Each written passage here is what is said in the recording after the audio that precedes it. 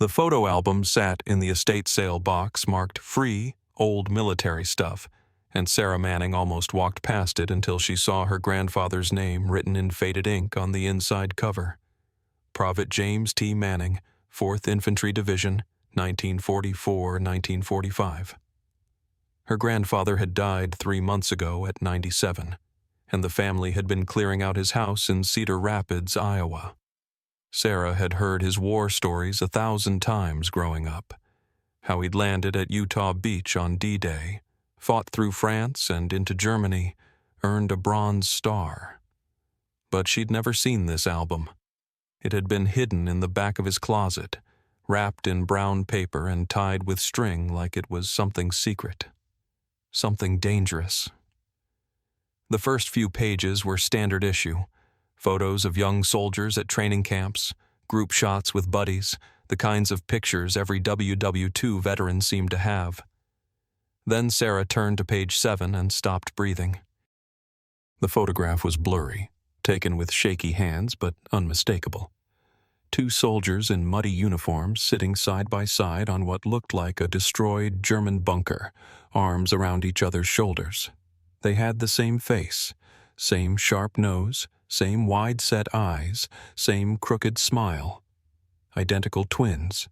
Her grandfather James on the left, his paratrooper brother Michael on the right.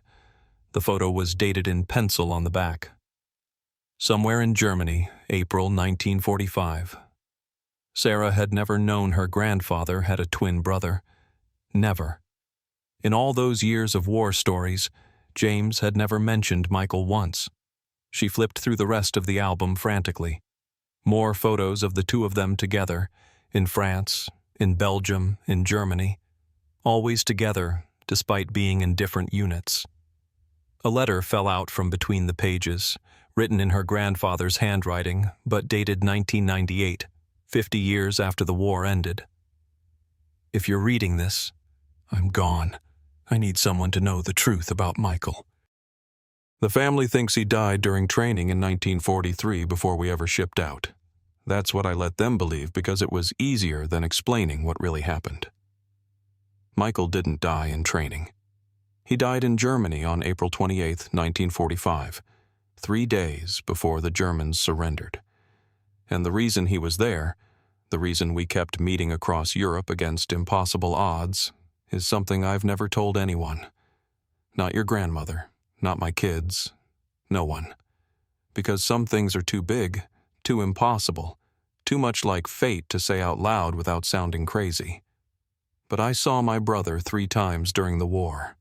3 times when the chances of us being in the same place at the same time were 1 in 50,000. The first time saved my life. The second time saved his. The third time killed him. Here's how it happened. Sarah read the rest of the letter standing in that estate sale, ignoring the other buyers browsing around her, and by the time she finished, tears were streaming down her face. She bought the entire box for $5 and drove straight home to read the whole story her grandfather had been carrying for 70 years. James and Michael Manning were born 17 minutes apart on March 3, 1922, in Cedar Rapids, Iowa. James first, Michael second. Their father ran a hardware store on First Avenue. Their mother taught piano lessons out of the house. They had an older sister, Dorothy, and a younger brother, Tommy. It was a normal, middle-class, Depression-era childhood, the kind that defined small-town America in the 1930s. The twins did everything together, played baseball in the same Sandlot League, double-dated the Henderson sisters from church, got matching Model A Fords for their 16th birthday, and worked on them side by side in the garage every Saturday. When Pearl Harbor was attacked on December 7, 1941, James and Michael were 19 years old, both working at their father's hardware store while taking classes at Coe College. They enlisted together on December 9th, walking into the recruitment office downtown with matching determination. The recruiter looked at their faces and laughed. "Let me guess, twins?" They nodded. "Well, boys, the Army loves twins. You'll probably get assigned to the same unit, train together, ship out together. Happens all the time with brothers." That's not what happened. Basic training at Camp Dodge in Johnston, Iowa, started in January 1942. For the first 6 weeks, James and Michael were in the same company, slept in bunks next to each other, ran the same obstacle courses, cleaned the same latrines. Then came specialization assignments. Michael scored exceptionally high on physical fitness tests and got selected for airborne training, the paratroopers, the new elite units that would jump out of planes behind enemy lines. James, who was a better shot and had steadier nerves according to the evaluations, got assigned to regular infantry. They tried to appeal it, went to the company commander together, explained they wanted to stay together. Could they both go airborne or both stay infantry? The captain shook his head. Manning and Manning, you're both good soldiers, but the Army doesn't care about keeping brothers together. It cares about winning the war. Manning J, you're infantry. Manning M, you're airborne. Report to your new units tomorrow. Dismissed. That night, lying in their bunks, Michael said, "I'm scared, Jimmy." James looked over at his twin in the darkness. They hadn't called each other by name since they were kids. It had always been brother or just a look, that twin telepathy thing that people talked about. Scared of what? Of being apart. We've never been apart. Not really. Even when you dated Susan Morrison and I dated her sister, we were still together every day. What if something happens to one of us and the other one doesn't know? Nothing's going to happen. We're going to train. We're going to go fight the Germans or the Japs. We're going to come home, and we're going to tell stories about this for the rest of our lives. Promise me something, Michael said. Promise me that if something happens, if one of us doesn't make it, the other one lives enough for both of us. Double the life, you hear me? Jesus, Mike, you're being morbid. Promise me. James was quiet for a long moment. Then, I promise. But you promise me the same thing. Deal. They shipped out to separate camps the next day. Michael went to Fort Benning, Georgia for airborne training. James went to Camp Gordon, Georgia for advanced infantry training. They wrote letters every week, Mike describing how terrifying it was to jump out of a C-47, how his legs felt like jelly the first time, how the chute opened and suddenly everything was quiet, and you were just floating down, watching the earth come up to meet you. James wrote about rifle drills and bayonet practice and how the sergeants never stopped yelling. By the spring of 1943, both had been assigned to their permanent units. Michael got the 101st Airborne Division, the Screaming Eagles, and was sent to Camp Macall in North Carolina for unit training. James got the 4th Infantry Division, the Ivy Division, and went to Camp Gordon Johnston in Florida for amphibious assault training. They knew the invasion of Europe was coming. Everyone knew. The question wasn't if, but when. In their letters, they made a pact. Whoever hit Europe first would leave markers at specific places. Names carved into trees, messages written in letters home to Cedar Rapids, anything to signal where they were. If they got lucky, maybe they'd meet up during a leave period or a lull in the fighting. The chances were astronomically low. Tens of thousands of American soldiers spread across England and then France, different divisions going different directions, the chaos of war making coordination impossible. But they were twins. They'd shared a womb, shared a childhood, shared everything. If anyone could find each other in the chaos of World War II, it would be them. In December 1943, the family in Cedar Rapids got a telegram from the War Department. Michael Manning had been killed in a training accident at Fort Bragg, North Carolina.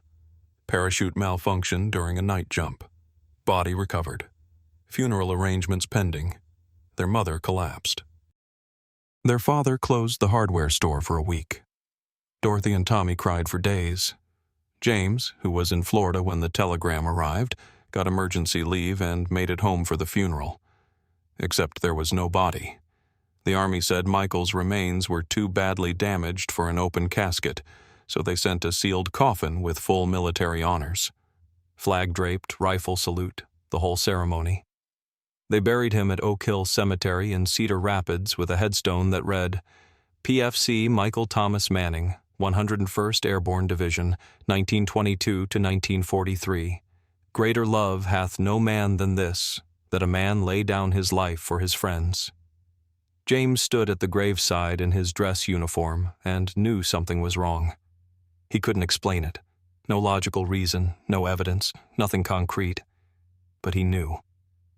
Michael wasn't dead. He could feel it. That twin connection, that awareness of each other's presence that had been there since birth, hadn't disappeared. It had dimmed like a radio signal coming from far away, but it was still there. He tried to tell his mother, but she couldn't hear it. She was drowning in grief. He tried to tell his father, but the old man just put a hand on his shoulder and said, Son, denial is part of grieving. Your brother's gone. You need to accept that. James even wrote to the Army, asking for more details about the training accident, and got back a terse one-page response. Private First Class Manning, M.T., died in service to his country. Further details are not available for release. Case closed. James went back to Florida and trained for the invasion. But at night, lying in his bunk, he'd close his eyes and reach out with that inexplicable twin sense, and he'd feel Mike somewhere out there, alive, scared, far away, but alive. What James didn't know, what nobody in Cedar Rapids knew, was that Michael's death had been faked. The parachute accident had been real, but Michael had survived it with a broken leg and a concussion. While he was recovering in the hospital at Fort Bragg, two men in civilian clothes had come to see him. They showed him credentials identifying them as Office of Strategic Services, OSS, the predecessor to the CIA. They had a mission that required someone with Michael's specific skill set, airborne qualified, physically fit, and crucially, someone who could disappear without raising questions. Michael had been recruited for a classified operation. The details were so secret that even his service record had to be erased. The easiest way to do that was to kill him on paper, stage a training accident, send a sealed coffin home to Iowa, let everyone believe he was dead. Then Michael could be trained for missions that officially never happened, sent to places that officially didn't exist, and if he actually died for real, well, he was already buried back home. No awkward explanations needed. Michael had said yes, partly because the alternative was court-martial for refusing a direct order. Partly because they promised his family would get his full military benefits, as if he'd died a hero. But mostly because Michael was 21 years old and the OSS recruiter painted a picture of adventure and importance that appealed to a young man's ego. You'll be working with the French resistance, the recruiter said, coordinating airdrops, training partisan fighters, gathering intelligence behind enemy lines, the kind of work that could shorten the war by months, save thousands of American lives. So Michael Manning officially died in December 1943, and a man named Michel Mercier, close enough to his real name that he'd respond to it automatically, began training for insertion into occupied France. What neither brother knew was that fate, or God, or whatever force governs impossible coincidences had different plans. June 5, 1944, 11:47 p.m. Michael Manning, now going by Michel Mercier, sat in a C-47 transport plane somewhere over the English Channel, surrounded by other paratroopers from the 101st Airborne Division.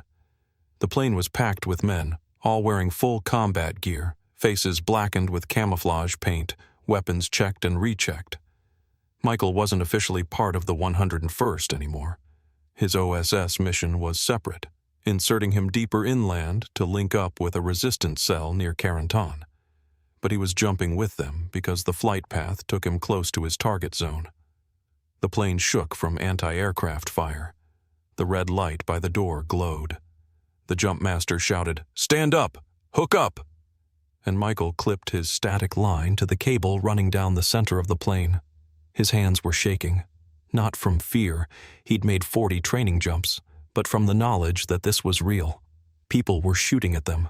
People wanted to kill them. And somewhere down there in France, in the darkness, his twin brother James was probably on a landing craft heading toward one of the beaches. They'd both be in Normandy by sunrise if they survived that long. The jump master yelled, "Go!" and Michael was out the door, falling through darkness, the prop wash from the plane's engines whipping his body around. His chute deployed with a jerk that rattled his teeth. Then silence. Just the wind and the distant sound of explosions. He could see other parachutes around him, dozens of them, hundreds maybe, white mushrooms descending through the night. Tracers from German machine guns arced up from the ground like deadly fireworks. Michael hit the ground hard in a wheat field somewhere in Normandy. He'd missed his drop zone by at least 3 miles. The pilots had taken evasive action from flak and scattered the sticks all over hell. He gathered his chute, checked his gear, and pulled out his compass. The luminous dial glowed faint green. He was supposed to head northeast to a farm where the resistance would meet him. Instead, he started walking west, toward the coast, toward where the invasion beaches would be, toward where James would be landing in about 6 hours.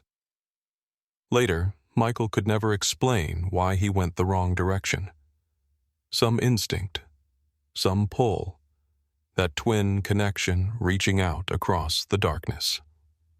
James Manning hit Omaha Beach at 6:32 a.m. on June 6, 1944, in the 5th wave of the assault. The 4th Infantry Division was supposed to land at Utah Beach, and most of it did, but James's company had been designated as reinforcements for the battered 1st and 29th Infantry Divisions that had taken horrific casualties in the initial assault on Omaha. His landing craft, LCVP number 71, though he'd remember that number for the rest of his life, hit a sandbar 30 yards from shore. The ramp dropped. Mortar rounds and machine gun fire tore through the men in front. James saw the guy ahead of him take a round through the neck and drop into the surf. He stepped over the body and waded forward, water up to his chest, rifle held high, trying to keep his eyes on the beach through the chaos and smoke. Men were dying around him. The ocean was red with blood. Bodies floated in the waves. The sounds were impossible. Oh, explosions, screams, the whistle of bullets, the diesel roar of burning vehicles. James made it to the beach and dove behind a Czech hedgehog, one of the steel obstacles the Germans had planted to stop landing craft. Bullets pinged off the metal inches from his head. He looked left and right. His platoon was gone. All 40 men scattered or dead in the first 30 seconds. He was alone on a beach that looked like a vision of hell, with cliffs ahead of him and German machine gun nests hammering the landing zones from concrete bunkers that American naval bombardment had barely scratched. He started crawling forward. Not because he was brave. He was terrified, so scared he'd pissed himself in the landing craft. But because staying on the beach meant dying. The engineers were trying to blow gaps in the obstacles. Sherman tanks were burning where they'd gotten stuck in the sand. Medics were dragging wounded men toward any cover they could find. James crawled past a soldier whose entire lower body was gone, but who was still somehow screaming. He crawled past a kid who looked about 16, dead eyes staring up at the gray sky, helmet blown off, brains exposed. An explosion threw James sideways into a crater. He landed hard, ears ringing, tasting blood. When his vision cleared, he realized he'd been hit. Shrapnel in his left arm, nothing serious, but bleeding pretty good. He ripped open a first aid packet with his teeth and wrapped the wound, hands shaking so bad he almost dropped the gauze. "Need help with that?"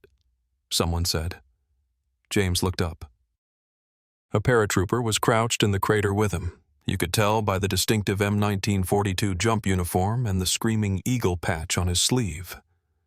The soldier's face was covered in mud and camouflage paint, but something about him was familiar. The voice, the way he moved. "Mike?" James said, his voice barely a whisper over the sound of battle. The paratrooper froze, stared at James, reached up slowly and wiped some of the mud off his face. "Jimmy?" They looked at each other for a long moment, neither one quite believing what they were seeing. Michael Manning, who was supposed to be dead, buried in Cedar Rapids 18 months ago. James Manning, who was supposed to be at Utah Beach 10 miles away but had gotten diverted to Omaha in the chaos of the landing. "You're alive," James said stupidly. "You're bleeding," Michael said. "You're supposed to be dead. I went to your funeral. I helped carry your goddamn coffin." Michael shook his head. "Long story. I'll explain later. Right now we need to get off this beach or we'll both actually be dead." A mortar round hit 10 yards away, showering them with sand. Michael grabbed James's good arm and pulled him up. "Can you move?" "Yeah." "Then move." They ran together across the beach, zigzagging through obstacles, jumping over bodies, firing at the cliffs ahead whenever they saw muzzle flashes. Other soldiers joined them. A sergeant from the 29th Infantry, 3 Rangers who'd gotten separated from their unit, a Navy corpsman who looked about 17. They made it to the seawall at the base of the cliffs, pressed against the concrete, breathing hard. The sergeant looked at Michael's airborne uniform. "What the hell is a paratrooper doing on Omaha Beach? Aren't you guys supposed to be inland securing bridges?" "Missed my drop zone," Michael said, which was true enough. "By about 20 miles, the sergeant muttered. "Jesus, you boys have any idea how to get up these cliffs?" "Because I don't want to sit here until the Germans drop an 88 on our heads." For the next 3 hours, James and Michael fought side by side up those cliffs. They cleared bunkers with grenades and rifle fire. They pulled wounded men to cover. They shared ammunition when one of them ran low. And they didn't talk about how impossible this was, how Michael was supposed to be dead, how James was supposed to be at a different beach, how the chances of them meeting in the chaos of D-Day were 1 in 50,000. They just fought. By mid-afternoon, the cliffs were secured. The Rangers had blown the bunkers. Reinforcements were pouring onto the beach, now that the worst of the defenses were neutralized. James and Michael sat together in a destroyed German pillbox, backs against the concrete wall, sharing a canteen of water. "The Army told us you died in a training accident," James said finally. "Parachute malfunction." "I know. I'm sorry." "Mom hasn't been the same since. She barely leaves the house." "I know, Jimmy.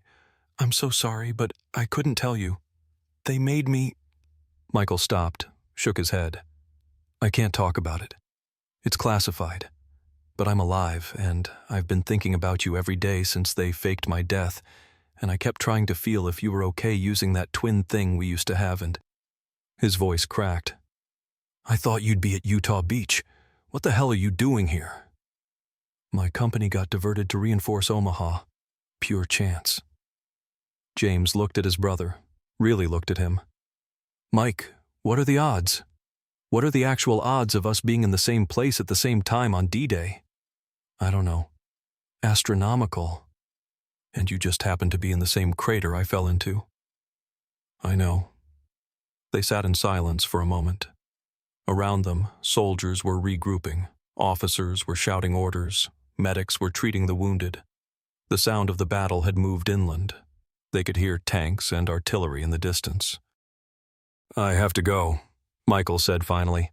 "My mission is inland, near Carentan.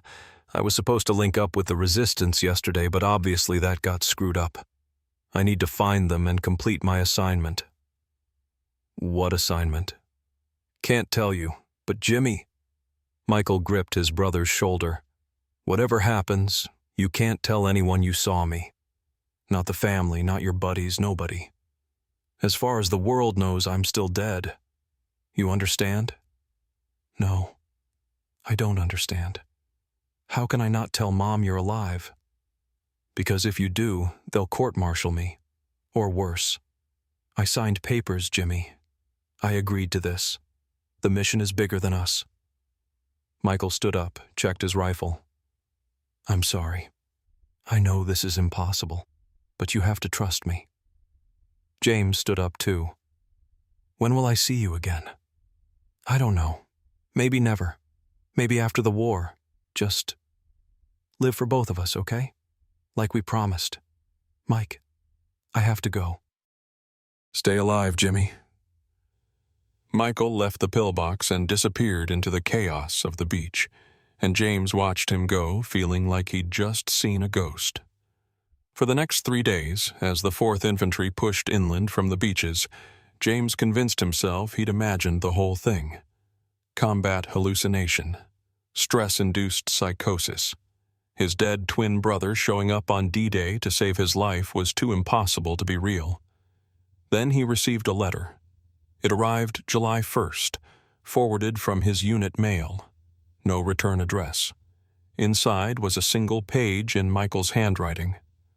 "Brother, I'm alive. You're not crazy. That really happened. I can't explain everything, but I'm on a mission near Carentan. If you're ever in this area, there's a bombed-out church on the south side of town, St. Hilaire. I've been using it as a dead drop with the resistance. If you need to reach me, leave a message there. I'll check it every few days. And Jimmy, thank you for not saying anything. I know it's hard. But you're protecting me by staying quiet. Stay alive. Love, Mike." James read the letter 3 times, then burned it like Michael had instructed in a postscript. He was with the 4th Infantry, pushing toward Cherbourg. Carentan was in the opposite direction, in the 101st Airborne's operational area. The chances of him getting there were slim to none.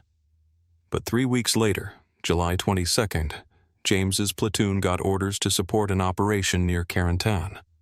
The Germans had launched a counterattack, and the 101st was getting hit hard. The 4th Infantry was sending reinforcements, 2 companies, including James's. They loaded into trucks and drove south through liberated French countryside, past dead cows and destroyed tanks and French civilians who threw flowers at them and offered wine. They reached Carentan at dusk. The fighting was intense. Germans had retaken part of the town and were dug in around the main square. James's platoon got sent to clear a residential area on the south side. Street by street, house by house, grenade and rifle work, slow and brutal. By midnight, they'd secured their sector. James found himself standing in front of a bombed-out church, St. Hilaire, according to the sign that was still barely readable. He went inside. The roof was gone, blown off by artillery. Moonlight streamed through the ruined walls. He found the dead drop Michael had mentioned, a loose brick behind what used to be the altar. Inside was a tin box with several notes in French and one in English addressed to Jimmy. "Brother, if you're reading this, you made it to Carentan. I'm probably nearby. Tonight, July 22nd, I'll be at coordinates 49.947 degree, 1.2407 degree at 100 hours. That's the woods east of town. If you can make it, I'll be there. If not, stay safe. And Jimmy, I'm proud of you. Mom would be proud too if she knew you were here. Love, Mike." James checked his watch. 11:40 p.m. He had 20 minutes to get to those coordinates. He told his sergeant he was going to check the perimeter, grabbed his rifle, and headed east into the woods. He found Michael sitting on a fallen log, smoking a cigarette. His brother looked different. Thinner, harder, with a jagged scar on his left cheek that hadn't been there on D-Day.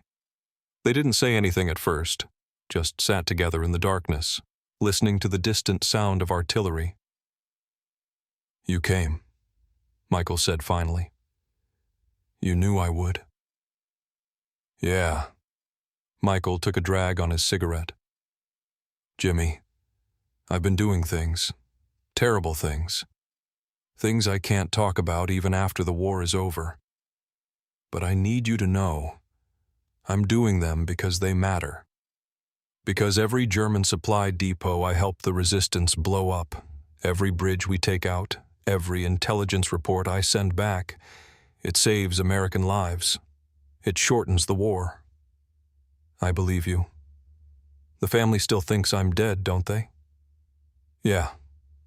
Michael nodded slowly. Good. That's good. It's better this way. He looked at James. How's Mom? Not good. She stopped playing piano, stopped going to church.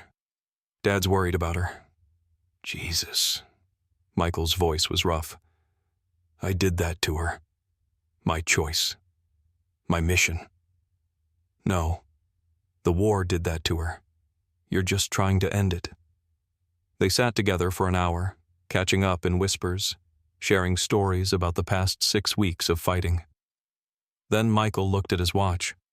I have to go. I'm meeting my resistance contact at 0300. But Jimmy... He gripped James's hand. Thank you. For coming. For keeping the secret. For everything. When will I see you again? I don't know. Maybe never. Maybe in the next town. Just keep pushing toward Germany, and I'll keep doing my job. And maybe we'll get lucky again. Twice was already impossible, James said. A third time would be a miracle. Michael smiled, that crooked smile they'd both inherited from their father. We're twins. We're made of miracles. They shook hands one more time, and then Michael disappeared into the French darkness, and James walked back to his unit feeling like he'd just said goodbye to a ghost for the second time. The war rolled east. The 4th Infantry fought through the bocage country of France, hedgerow by hedgerow, field by field, town by town. James earned his Bronze Star in August for pulling 3 wounded men out of a burning half-track under German mortar fire. His platoon got down to half strength, then got refilled with replacements who died so fast James stopped learning their names. By October, they were in Belgium. By December, they were in Germany.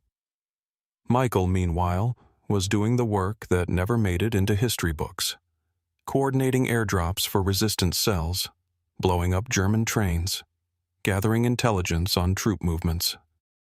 Once, in late September near the Belgian border, he watched from a farmhouse as a convoy of German trucks drove past, and he radioed in coordinates for American artillery that arrived 15 minutes later and destroyed the entire convoy. 30 Germans dead, supplies destroyed. One small victory in a war of 1 million small victories.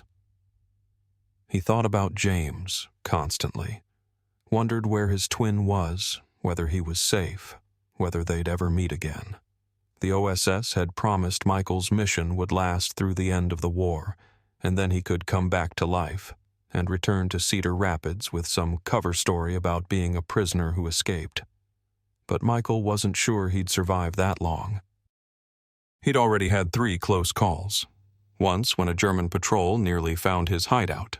Once when a resistance member got captured and tortured and might have given up names.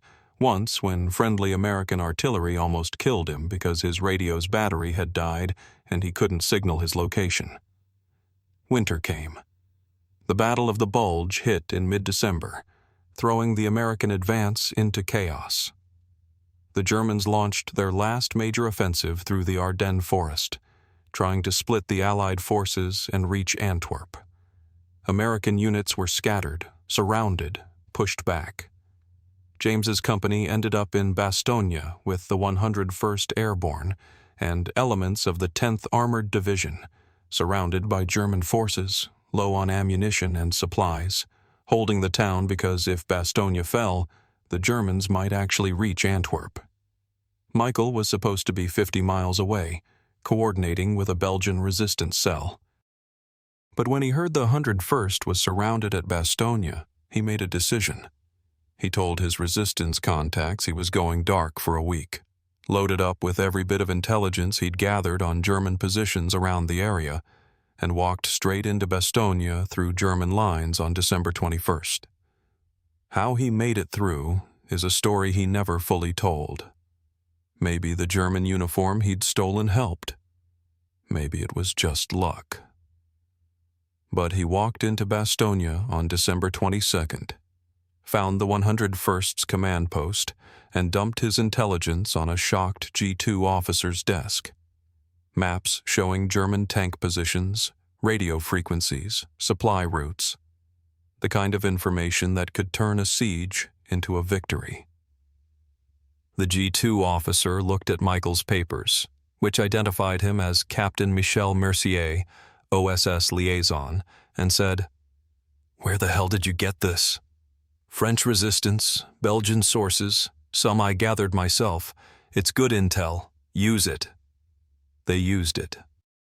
Over the next 3 days, as the 101st held Bastogne against overwhelming German forces, that intelligence helped American artillery target German positions with devastating accuracy. It helped pilots know where to drop supplies when the weather finally cleared on December 23rd. It helped identify weak points in the German encirclement that Patton's forces could exploit when they broke through on December 26th. And on December 24th, Christmas Eve, 1944, Michael was helping coordinate supply drop zones on the southern edge of Bastogne when he saw a group of infantry guys from the 4th Infantry Division that had just arrived with Patton's relief force. One of them looked familiar. "Jimmy?" James turned around, saw his twin brother standing in the ruins of a Belgian barn wearing an OSS captain's uniform, and almost dropped his rifle. "What the fuck, Mike?" "Language. It's Christmas Eve. You're supposed to be. I don't even know where you're supposed to be." "What are you doing in Bastogne?" "Saving your ass, apparently." Michael grinned.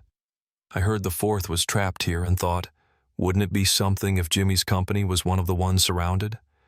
So I brought intelligence to help break the siege." "That's insane." "No, what's insane is this is the 3rd time we've met. D-Day, Carentan, and now Bastogne." Michael's expression turned serious. "Jimmy, what are the odds? Really? What are the actual mathematical odds of us being in the same place 3 times during this war?" James had thought about this, done the math as best as he could. There were maybe 200,000 Americans on D-Day, spread across 5 beaches. Chances of us being in the same place at the same time were maybe 1 in 50,000. Carentan, slightly better because the area of operations was smaller, maybe 1 in 30,000. Bastogne. He shook his head. Maybe 1 in 100,000. We shouldn't be meeting like this. It's statistically impossible. And yet here we are. Michael pulled out a cigarette, lit it, offered one to James. They smoked together in the ruins of the barn, listening to distant artillery. "Jimmy, I think we're meant to survive this war. I think fate or God or whatever you want to call it is keeping us alive because we're supposed to make it home. Or maybe we're just lucky. 3 times isn't luck. 3 times is a message." Christmas Day, 1944. James and Michael spent together in Bastogne.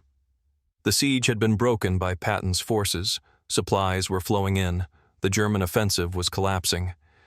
They found a relatively intact house on the edge of town and sat together drinking liberated German schnapps and talking about home, about Cedar Rapids, about their parents and Dorothy and Tommy, about the hardware store and whether it was still open, about normal things, peacetime things, the kind of life they'd have after the war if they survived. "When this is over," James said, "we need to tell them you're alive. We need to go home together and fix what the army broke." "I can't," Michael said. "My mission." "Fuck your mission. Mom thinks you're dead. That's killing her. You need to come back to life." "After the war ends, they said I could. They'll create a cover story. Prisoner who escaped, hiding with the resistance. Something believable, but not yet. Not while the fighting's still going on." "Promise me," James said. "Promise me that when Germany surrenders, you'll come home. We'll walk off the boat in New York together. We'll take the train back to Iowa. We'll walk into the hardware store side by side like we did when we enlisted. Promise me." Michael was quiet for a long moment. "I promise. When the war ends, we go home together." They shook on it. That was December 25th, 1944. The war didn't end. Not quickly. It took 4 more months of brutal fighting, through the Siegfried Line, across the Rhine, into the heart of Germany. James fought with the 4th Infantry all the way. Michael continued his OSS work, moving deeper into Germany as the Allied advance progressed, coordinating with resistance groups that still existed in the crumbling Third Reich. They exchanged letters when they could. Brief notes passed through OSS channels, never saying too much, just checking in, confirming they were both alive. James kept them hidden in his helmet liner. Michael kept them in a waterproof pouch sewn into his uniform. In April 1945, the 4th Infantry was advancing through Bavaria, approaching Munich. The war was nearly over. Everyone could feel it. German resistance was sporadic and disorganized. Entire units were surrendering.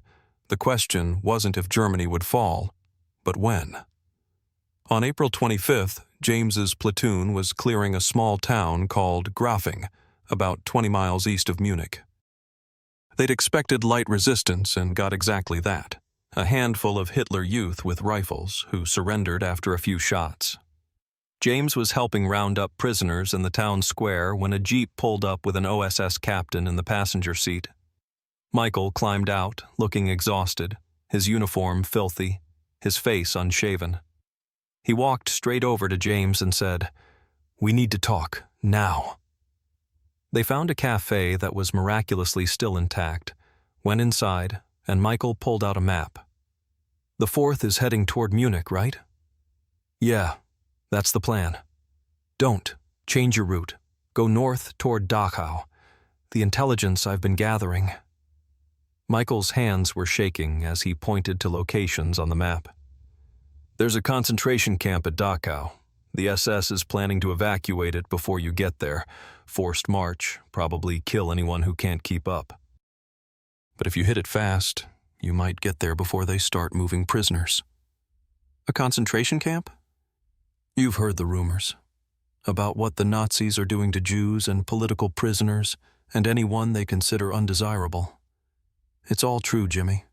It's all true, and it's worse than anyone knows. I've been gathering evidence for months. Photos, witness testimony, documents, and I need you to be there when they open the camp. I need someone I trust to see it and testify to it, because people won't believe this unless the testimony comes from regular American soldiers, not OSS spooks. Mike, I can't just redirect my entire platoon based on, not your platoon, your division. Talk to your officers. Tell them you have intelligence from an OSS source about a camp that needs to be liberated immediately. They'll listen. They have to listen." Michael grabbed James's arm. "Jimmy, there are thousands of people dying in that camp right now. Every day you wait, more die. I've been preparing for this moment for months. This is why I'm here. This is why I didn't die in that training accident. This is why we keep meeting. You need to be there." James looked at his twin brother and saw something in his eyes he'd never seen before. A desperation, a certainty, a weight of knowledge that was crushing him. "Okay, I'll talk to my CO. I'll try to get us diverted to Dachau." Michael nodded. "Good. I'll be there when you arrive. There are still SS guards in the camp. It might be a fight. Be ready." "Mike, are you okay?" "No. I haven't been okay since 1943, but I will be, once this war is over and we're home." Michael stood up. "I have one more mission. A transport train full of evacuated prisoners, headed toward the Alps. The SS is planning to execute them all in some mountain valley where nobody will find the bodies for years. I'm going to stop that train." "That sounds like a suicide mission." "Probably. But it needs to be done." Michael put his hand on James's shoulder. "If something happens to me, you tell Mom I was thinking about her at the end. You tell her I was doing something important. And you tell her I never stopped being her son, even when I was pretending to be dead." "Mike, don't talk like that. I'm serious. This is dangerous. More dangerous than anything I've done so far. And I'm scared, Jimmy. I'm so fucking scared. But I'm going to do it anyway because those people on that train don't deserve to die just because Hitler's losing." They stood together in that cafe in Grafing, Bavaria, two brothers who'd beaten impossible odds 3 times already. James wanted to tell Mike not to go, wanted to say the mission was too dangerous, that they'd already survived so much, that they'd promised to go home together when the war ended. But he couldn't, because Michael was right. Those people on the train needed help, and if Mike didn't go, nobody would. "When this is done," James said, "we're going home, together, like we promised." "Together," Michael agreed. They shook hands, hugged, and Michael left the cafe and climbed back into his Jeep and drove away, and James watched him go with a sick feeling in his stomach that said this time, this 4th time, something was going to go wrong. James talked to his CO, who talked to battalion command, who talked to division. The intelligence about Dachau was good. They confirmed it with their own reconnaissance. On April 29, 1945, the 4th Infantry Division, along with elements of the 42nd Infantry Division, liberated Dachau concentration camp. James was in the first group of soldiers to enter the camp. What they saw there, what James saw, is beyond description. The bodies, the survivors who looked like walking skeletons, the gas chambers, the crematoriums, the records documenting systematic murder on an industrial scale. James threw up twice in the first hour. Other soldiers wept. Some shot the SS guards who'd surrendered, execution style, and nobody stopped them. James walked through that nightmare thinking about Michael, about how his brother had known this was here, about how Michael had been gathering evidence for months, preparing the world for what they'd find, about how some knowledge was so heavy it could crush you, and Michael had been carrying it alone. On April 30th, while James was still at Dachau helping process prisoners and survivors, he got word from an OSS liaison. Captain Michel Mercier had been killed in action on April 28th while intercepting a prisoner transport train near Garmisch-Partenkirchen. Details were classified. Body recovered. No immediate next of kin to notify. James sat down in the dirt and couldn't breathe. His twin brother, his actual twin brother, who'd survived D-Day and Carentan and Bastogne, who'd done impossible work behind enemy lines for 2 years, who'd promised to come home, was dead. Really dead this time. Not faked, not classified, but actually dead. An OSS officer found James an hour later, still sitting in the same spot. The officer handed him a sealed envelope. "Captain Mercier left this. Instructions said to give it to Corporal James Manning, 4th Infantry Division, if anything happened to him. I'm sorry for your loss." James opened the envelope with shaking hands. Inside was a letter in Michael's handwriting, dated April 27th, 1945. "Jimmy, if you're reading this, I didn't make it. The train mission went bad. I'm sorry I can't keep my promise about going home together. I'm sorry I put you through the pain of losing me twice. I'm sorry I made you lie to the family for 2 years. But I need you to know, everything I did was worth it.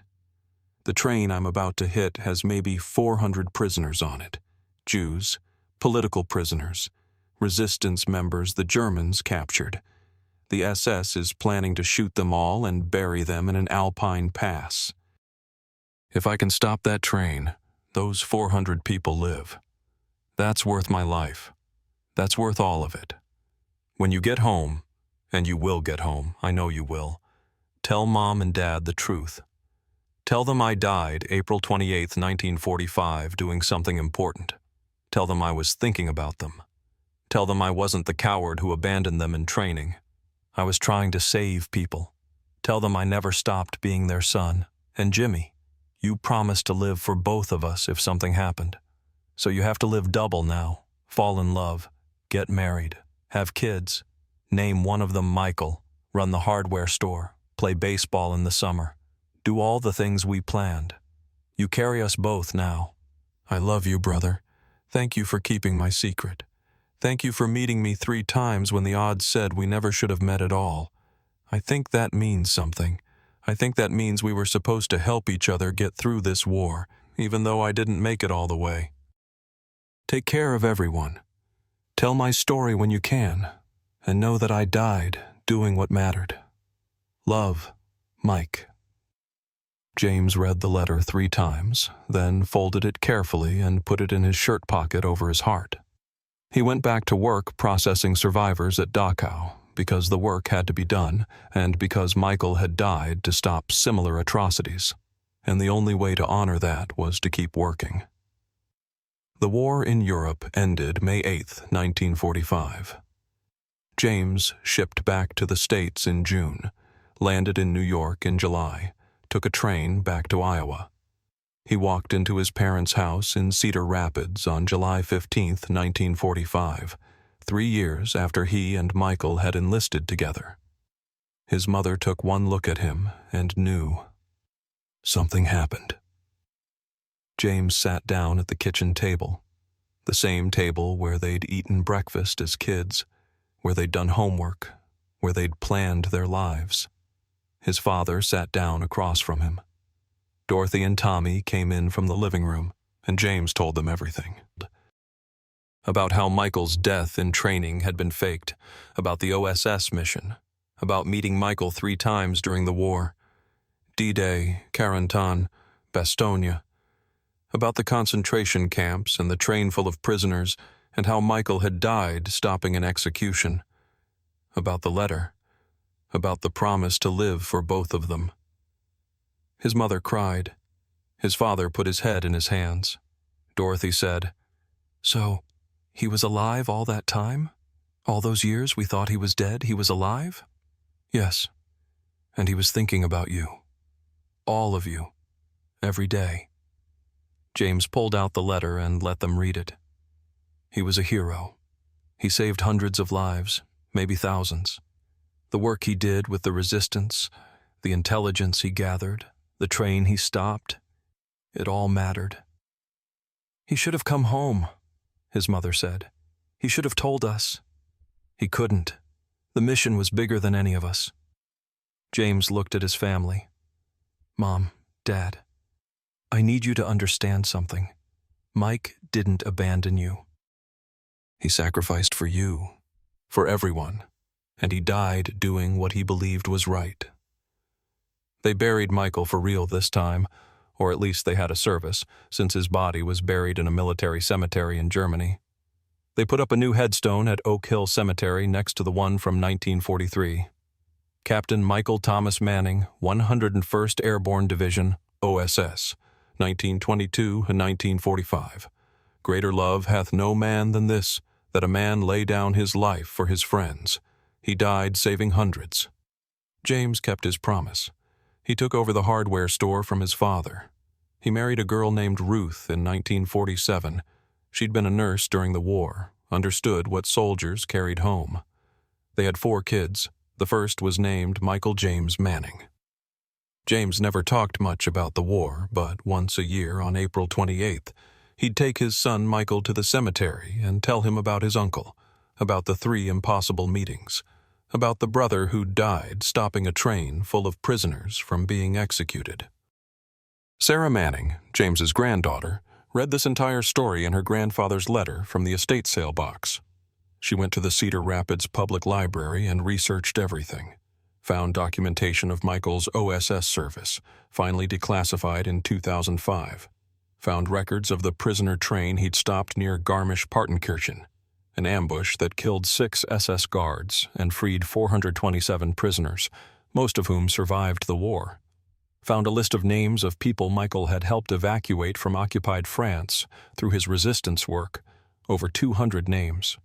She found a medal in the bottom of the box, the Distinguished Service Cross, awarded posthumously to Captain Michael Thomas Manning in 1946. Her grandfather had kept it hidden for 70 years.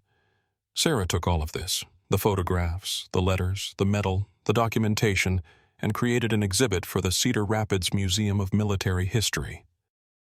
The Manning Brothers, 3 meetings against impossible odds. The exhibit opened in November 2019 and ran for 6 months. Veterans came to see it. Families of people Michael had saved came to see it. The local newspaper did a feature story. And Sarah stood in that museum, looking at the photographs of her grandfather and great-uncle side by side in that destroyed German bunker in 1945, and she understood something her grandfather had written in his final letter. The war gave me one gift, 3 chances to say goodbye to my brother, 3 impossible meetings when the odds said we'd never see each other again. I think Mike was right. I think fate was telling us something, that we were meant to survive, that our story mattered, that the brotherhood we shared was stronger than war or death or classified missions. I lived for both of us like I promised. I had the life we both wanted. And every day I remembered him, the brother who saved my life on D-Day, who met me in Carentan against impossible odds, who found me in Bastogne during the siege, 3 times, 1 in 50,000 each time, 3 miracles. That's what brothers are. That's what love is. That's what survives when everything else is gone. The exhibit became permanent. Sarah made sure of that. Because her grandfather and great-uncle's story wasn't just about World War II, it was about the bonds that survive impossible odds, about brothers who find each other in the chaos, about promises kept and lives lived for 2, 3 meetings, each one impossible, each one real. That's the story of James and Michael Manning. That's the story of what brothers will do for each other. That's the story their family needed someone to finally tell.